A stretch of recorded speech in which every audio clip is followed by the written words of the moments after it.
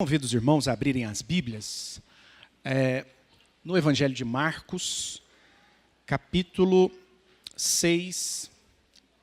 Marcos, capítulo 6, do versículo 30 até o 52. Deixe sua Bíblia aberta. Eu saúdo os irmãos que estão nos acompanhando pelo canal da nossa igreja. Que Deus o abençoe, que a graça e a misericórdia do Senhor o alcance aí na sua casa. E muito em breve aguardamos você aqui, estamos sentindo a sua falta.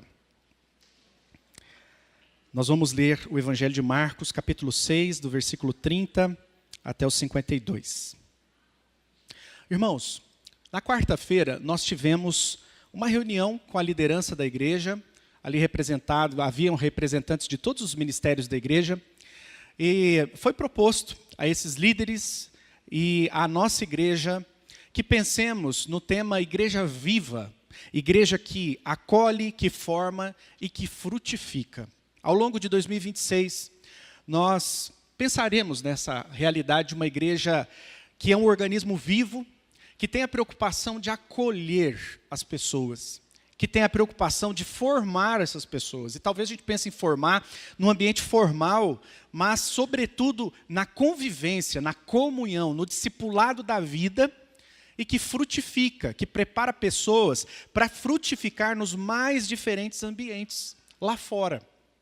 E para este mês de fevereiro, nós vamos pensar numa igreja que acolhe com graça, uma igreja viva, acolhe as pessoas com graça. Com graça, tanto com graça de graça de engraçado, como de graça de beleza, graça de simpatia, uma igreja que acolhe as pessoas com graça. E para pensar em acolher com graça, eu quero pedir a sua imaginação agora. Olha essa cena. Se imagine aí nesse lugar. Se imagine nessa cena. Nós vamos pensar essa cena como a cena do balcão de vidro. No balcão de atendimento do hospital, um vidro separava quem pedia de quem respondia. Do lado de dentro, aí, está a Marta, que contava os minutos para o fim do seu plantão. O sistema estava lento nesse dia, travando, o telefone insistente, a cabeça cansada. Quando o próximo número surgiu no painel, ela já estava emocionalmente ausente. Estava só o corpo, mas ela já estava longe dali. Do lado de fora estava o seu Antônio. Olha lá o seu Antônio. O seu Antônio segurava uma pasta de exames e a esposa dele, encolhida na cadeira de rodas, gemia de dor já há 3 horas, esperando atendimento. Aquela espera estava se transformando em indignação. Seu Antônio chega até o balcão e fica bravo e diz: isso é um absurdo. Marta ouviu o tom, mas não viu a dor. Ela ouviu o tom e disse: o senhor precisa aguardar. Nós consideramos a ordem de chegada. Respondeu assim, automática, né, protegida pela rotina, como se fosse um escudo, porque todos os dias vários senhor Antônio passam por lá. O seu Antônio não viu ali dentro uma mulher cansada também. Ele viu apenas alguém diferente. Marta não viu uma esposa sofrendo do lado de fora, mas viu somente um homem difícil.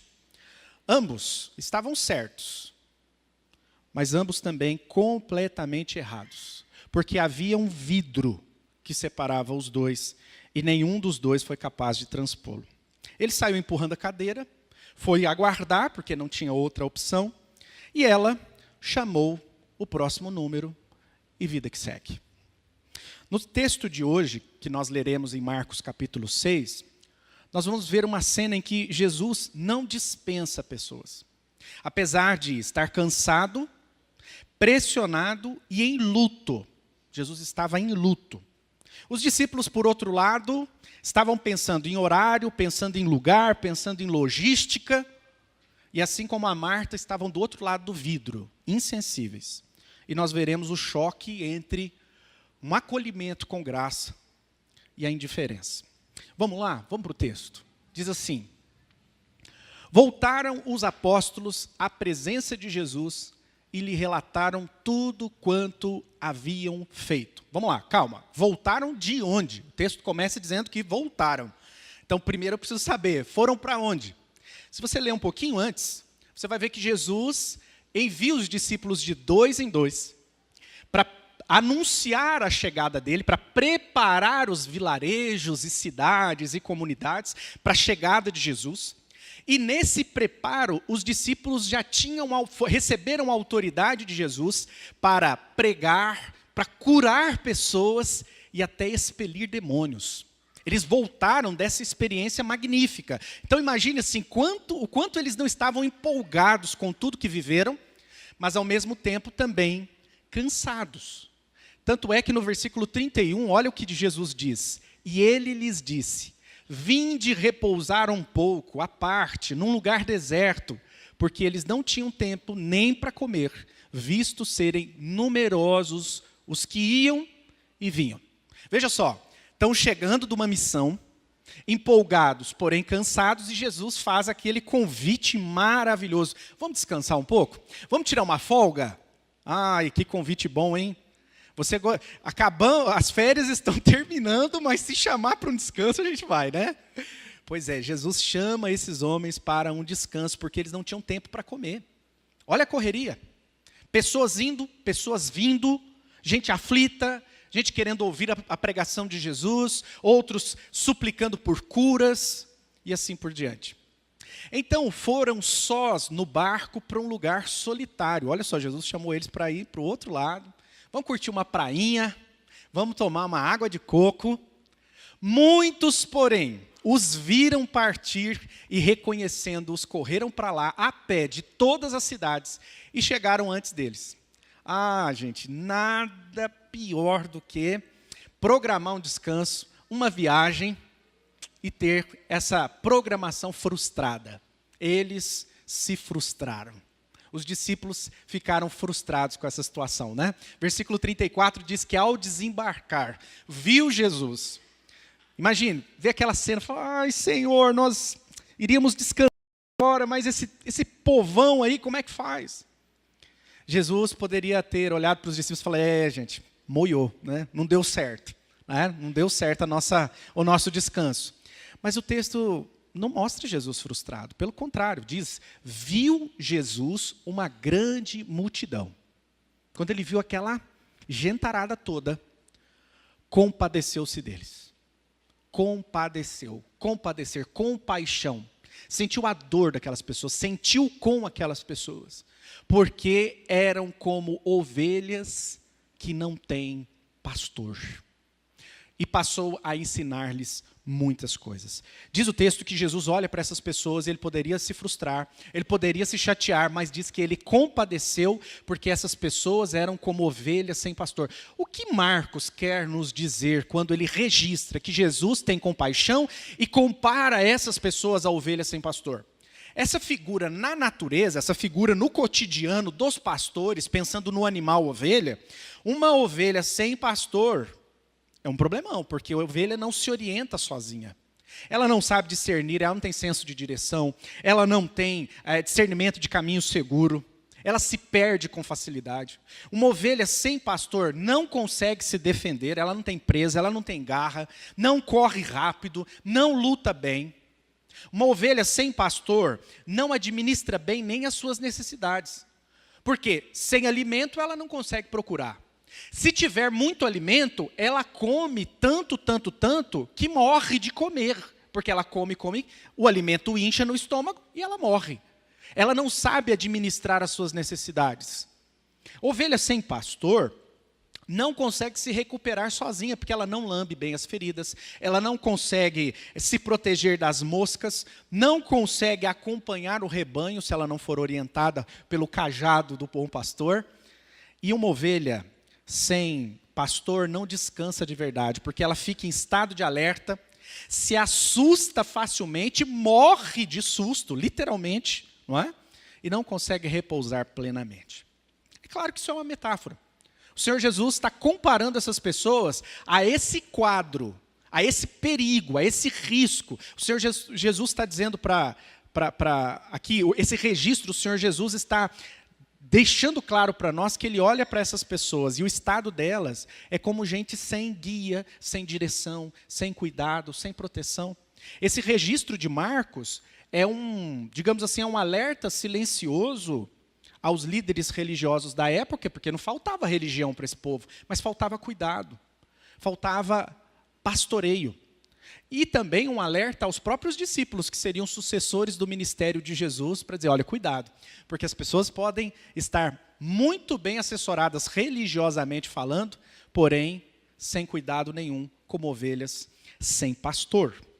O texto, então, continua dizendo para nós que, em declinando a tarde, Jesus foi ensinar, foi pregar, foi cuidar dessas pessoas, mas em declinando a tarde, vieram os discípulos a Jesus e lhe disseram, Jesus, vem cá, o senhor está pregando aí, o senhor está cuidando da questão espiritual, mas convenhamos, nós somos bons administradores, a gente cuida da questão logística. É deserto este lugar, não tem nada por aqui. E já avançada a hora, despede-os para que, passando pelos campos ao redor e pelas aldeias, comprem para si o que comer.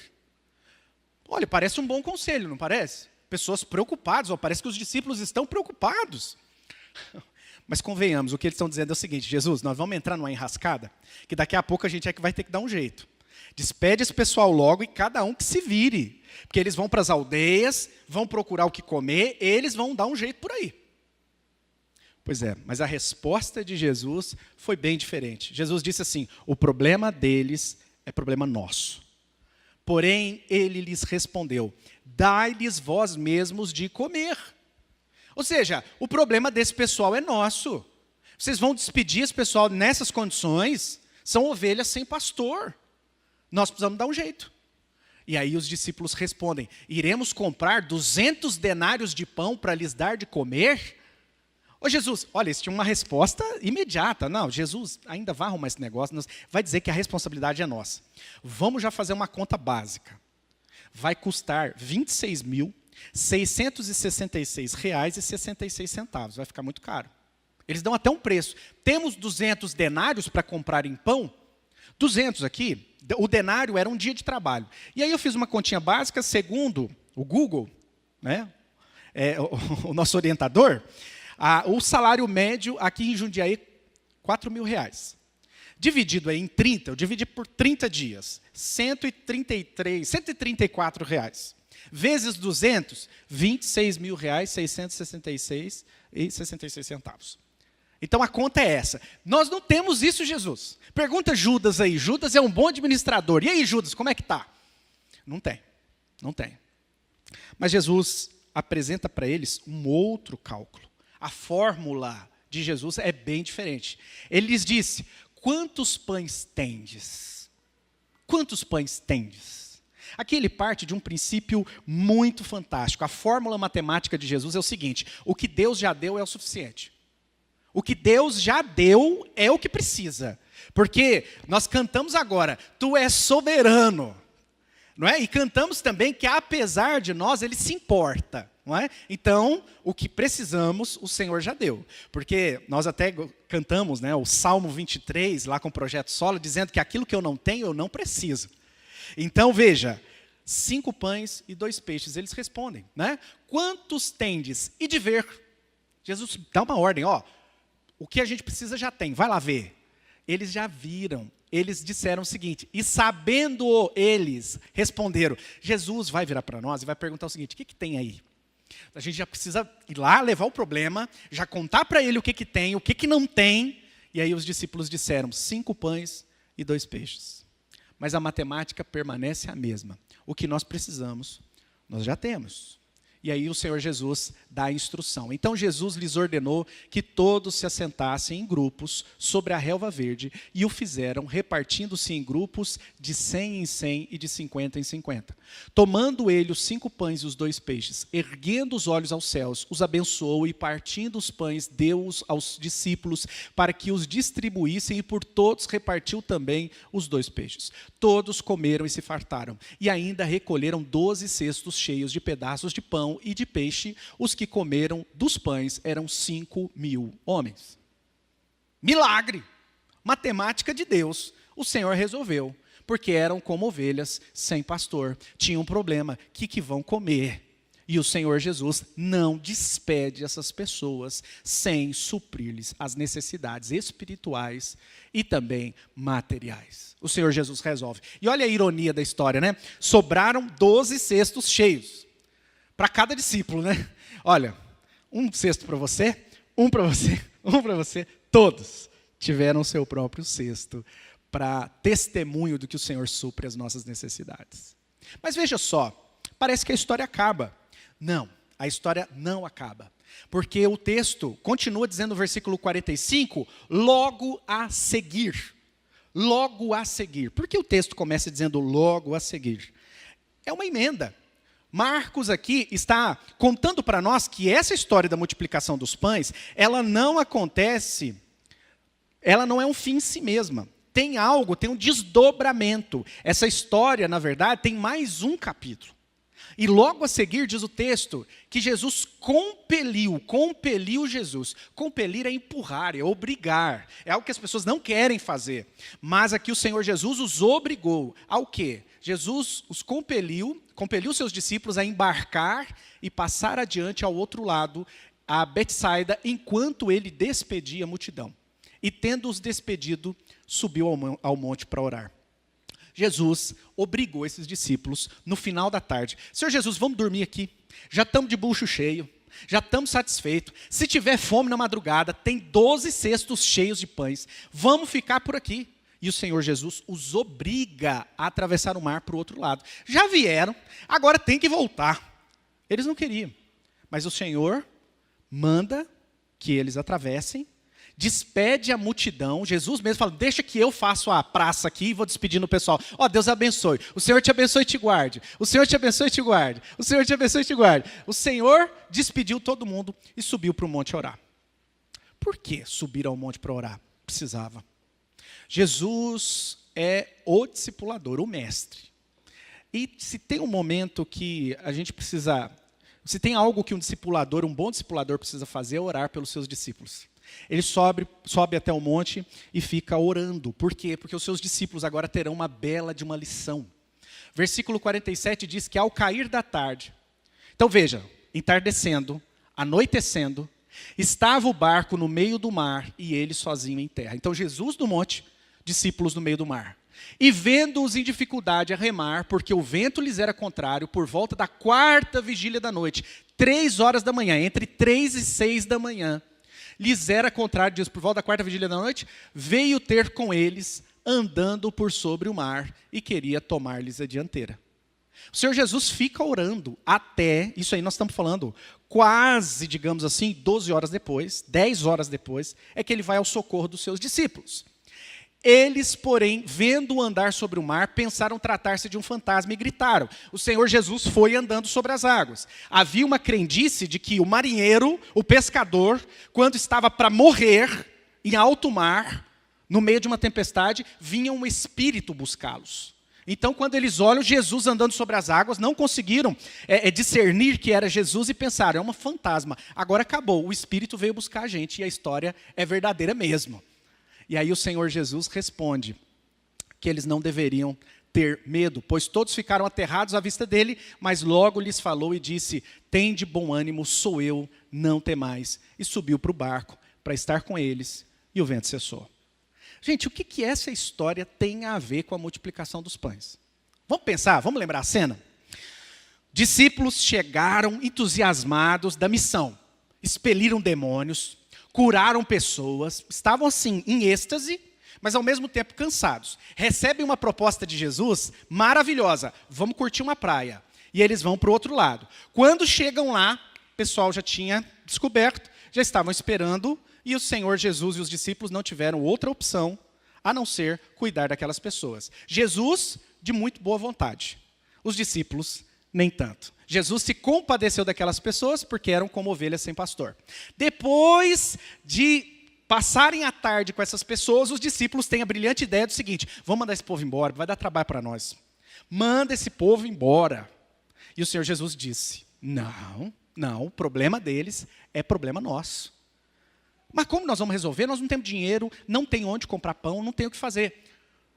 O Senhor já nos deu o recurso. O Senhor vai fazer o negócio acontecer. E o Senhor Jesus multiplica os pães, alimenta todo mundo. O texto diz, fartou. Deus fartou. Eles não se fartaram. Deus fartou naquele dia 5.000 homens. Fora mulheres e crianças. Passado isso, conta-nos a história que o Senhor Jesus manda esses discípulos irem para o mar.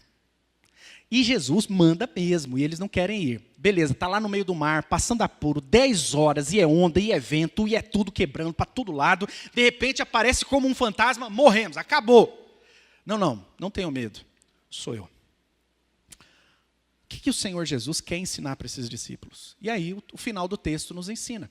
Ficaram entre si atônitos. Quando o mar se acalmou, quando Jesus subiu no barco, ficaram atônitos.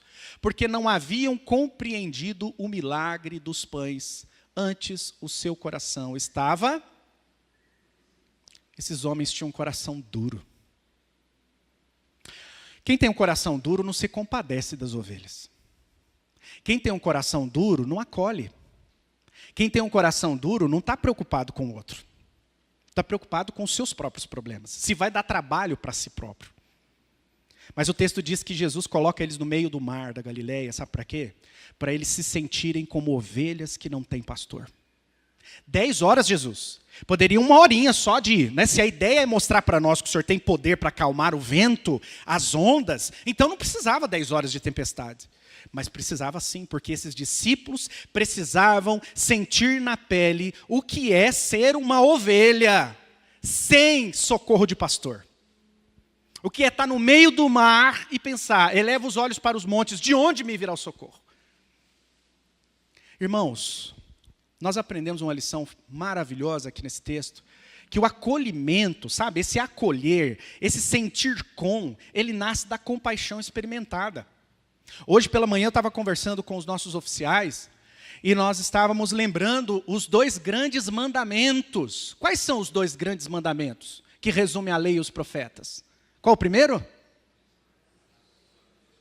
Amar a Deus sobre todas as coisas. Amar a Deus com café. Hoje nós fizemos isso, né? Por quê? Com café. Você gosta de café? Coração, alma, força e entendimento. E aí, veja só, qual o segundo grande mandamento? Amar ao próximo como a ti mesmo. Se fôssemos judeus, nós tiraríamos nota 10. Amar o próximo como eu me amo. Mas Jesus ensinou seus discípulos a amar o próximo como ele nos amou. E aí muda tudo. Porque amar a Deus, aliás, o meu próximo como Jesus me amou, é pegar essa compaixão que nos alcançou e oferecer para as outras pessoas. Ah, mas fulano é muito difícil, é difícil acolher. Como que nós estamos na matéria de acolhimento? Pensando na nossa família. Em primeiro lugar, porque quem não cuida dos da própria casa é pior que o descrente. Então, qual o nosso... Na nota, se nós tivéssemos um termômetro, uma régua para aferir, como é que nós estamos acolhendo as pessoas dentro de casa? Qual é o nosso acolhimento para o sofrimento daquele que está do nosso lado? Não tenho tempo. Ah, está corrido. Ah, não, se vira aí, dá um jeito. É assim que a gente lida. Com as pessoas que trabalham com a gente, quando aparece alguém meio choroso, a pessoa aparece ali precisando de ajuda, a necessidade do outro passa a ser um problema. Passa a ser assim um atraso para a minha vida. E a nossa nota de acolhimento na nossa igreja, como comunidade que recebe, que é um hospital. Mas não é um hospital. As pessoas falam, a igreja é um hospital. Não, é melhor que isso, não é só um hospital não, porque senão a gente só tem pessoas doentes, né? E hospital é um negócio complicado, porque no hospital ninguém cuida de ninguém, um paciente não cuida do outro. Aqui está mais para um hospital maternidade, porque aqui a gente acolhe para as pessoas nascerem espiritualmente, para as pessoas serem formadas espiritualmente e crescerem e daqui a pouco serem parteiros e parteiras de outros, fazendo discípulos, não é? Mas qual é o nosso nível hoje de acolhimento para as pessoas que chegam aqui no nosso meio? Para ter acolhimento tem que ter compaixão. E a compaixão, ela é primeiro experimentada, a compaixão de Deus para com as nossas vidas. Lembra o perdão? Quando o Senhor Jesus chama a atenção acerca da falta de perdão, ele entrega aquela parábola do credor incompassivo. Eu perdoei aquela dívida impagável. Como é que você não vai perdoar uma dívida menor? Então o Senhor se compadeceu de nós nas nossas misérias. Ele é o bom pastor das nossas almas. Ele nos acolhe, Ele nos ouve, Ele nos guia, Ele nos perdoa. Ele nos abraça, Ele nos assiste, Ele diz que está conosco todos os dias até a consumação dos séculos. E aí? Esse é um grande desafio para nós. Sermos uma igreja acolhedora, mas para ser igreja acolhedora, você precisa acolher as necessidades da sua esposa. Para ser uma igreja acolhedora, você precisa assistir às necessidades do seu marido. Você precisa assistir às necessidades dos seus filhos. Você, filho, precisa acudir aos conselhos e às necessidades dos seus pais.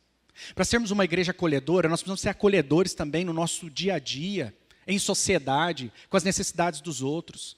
E se você aqui é acolhedor, o outro lá é acolhedor, o outro acolá é acolhedor, daqui a pouco nós temos uma igreja acolhedora.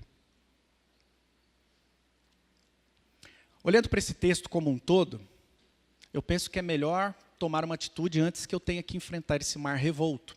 E aí eu gostaria de te desafiar a refletir e praticar. Primeiro, fazer coisas para Jesus não é o mesmo que viver como Jesus. Os discípulos fizeram uma missão maravilhosa, curaram, expeliram demônios. Mas fazer coisas para Jesus não significa ser como Jesus. E o desejo de Jesus é que sejamos iguais a Ele. Lembra que no último dia, pessoas vão dizer, em teu nome expelimos demônios. Em teu nome fizemos prodígios. E o Senhor Jesus vai dizer para eles, apartai-vos de mim, eu não vos conheço. Jesus nos chama à compaixão e o acolhimento das ovelhas sem pastor. E nós temos ovelhas sem pastor para todo lado. Como eu disse, em casa, na cidade, aqui na igreja. O cansaço é um obstáculo, é verdade. Pastor, eu gostaria de servir mais a Deus, eu gostaria de ser mais ativo, eu gostaria de chegar mais cedo, eu gostaria de ir embora mais tarde, mas eu estou tão cansado, pastor, a minha vida é tão corrida. Queridos, o cansaço não é desculpa. Renove as suas forças e organize a sua vida. Renove as suas forças em Cristo. Está cansado? Jesus é o nosso descanso. Pode sair de férias, pode tirar uma semana para descansar, vai voltar exausto emocional e espiritualmente. O nosso descanso, o nosso sabá é Cristo. Experimente isso. Experimente descansar em Cristo. Você vai encontrar uma paz que é sobrenatural. É descanso para o coração e para a mente. E organize a sua vida. Ah, pastor, está muito corrido, está muito difícil. Organize a sua vida, não é desculpa.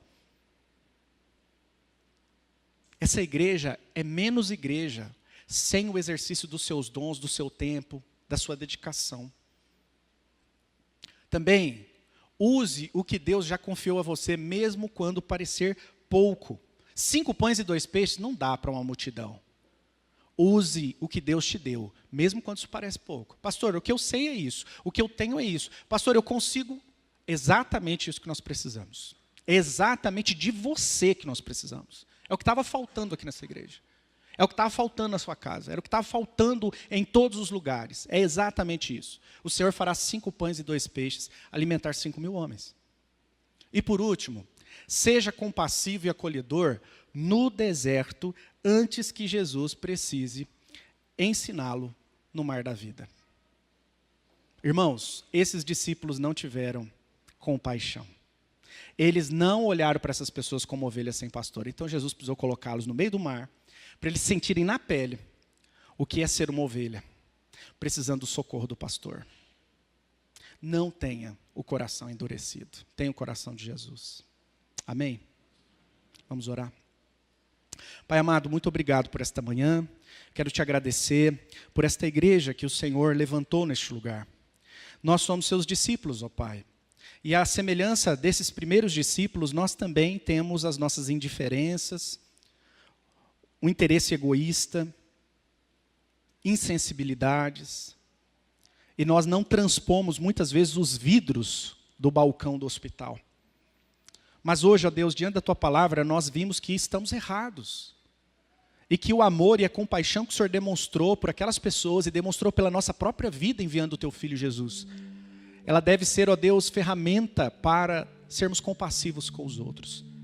Jesus, perdoe os nossos pecados e quebranta os nossos corações, ó Deus. Que esta manhã nós sejamos movidos pela tua compaixão e esta igreja se torne uma igreja, também homens, mulheres, filhos, profissionais, irmãos, amigos, acolhedores, em nome de Jesus.